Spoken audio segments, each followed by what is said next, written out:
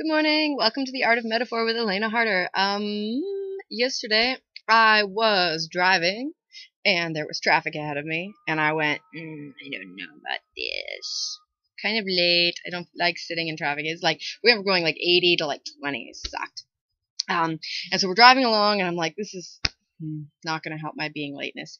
And I noticed that there was a bunch of people turning off, also being like, fuck this, let's go that way. And so even though I didn't really know where I was going, I was like, I'm going to follow them. So I turn off the main road, which would be the like slow, safe way, definitely know how to get there, and turned off into uncharted territory. This is a very Elena thing to do, being like, I don't want to sit and move slowly towards what it is that I'm doing. I just want to get there, and I want to get there fast. And it was a really beautiful experience for me because I was able to watch myself the whole time and to realize that A, I didn't know where I was going. B, I was mostly okay with that. And that really the most important thing for me is that I keep moving. I don't care if I'm going in the right direction. This is hard, but because this is the art of metaphor, this is Elena in real life. And it's just another beautiful example that the universe provided to me of how I do that. Another example. And it was really interesting because in my turning off and, I went through a neighborhood and I went around and I went around and then I came out to like, so imagine we're going this way. Instead of going, this hand, I went this hand and ended up at pretty much the same space in probably a little bit more time than it would have taken me to get there otherwise if I'd just gone 20K with everybody else, because I was around and back and around and back and around and back.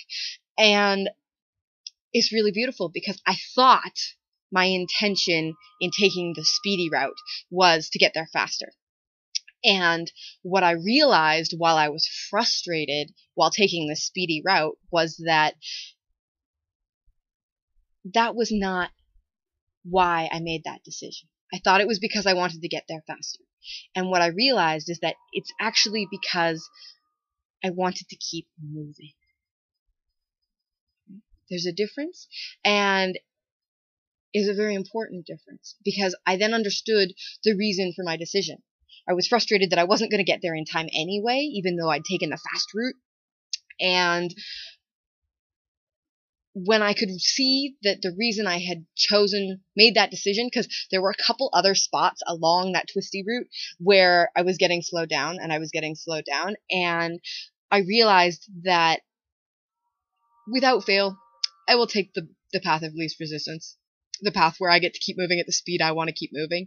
And this is so true of me in driving and in life, and it's just like so crystal clear. And I could see that wasn't necessarily going to get me there on time. And then I was able to be okay with that and to like still love myself and to realize my actual motivation, which was to keep moving. And once I did that, I was like, oh, well, as long as I'm still moving, then I can be happy in this space, even though I'm not going to be on time. And the best part is that I was still on time. So look at your driving habits, because your driving habits, I guarantee, are a reflection of how you do so many other things in your life. So many other things. If you're like somebody who goes like, fuck them, they're going too slow, I gotta get around, it's like, do you take the time and the patience to slow down for other people when they're having a bit of a rougher time?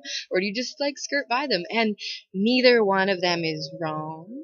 It's just when you judge yourself for doing one thing or the other thing and not really realizing what your real motivation is, that you get stuck up in here and do crazy things. So that's all for now. This has been Elena of the Art of Metaphor, and I hope you're having a lovely day. Be yourself. By being yourself, you do change the world.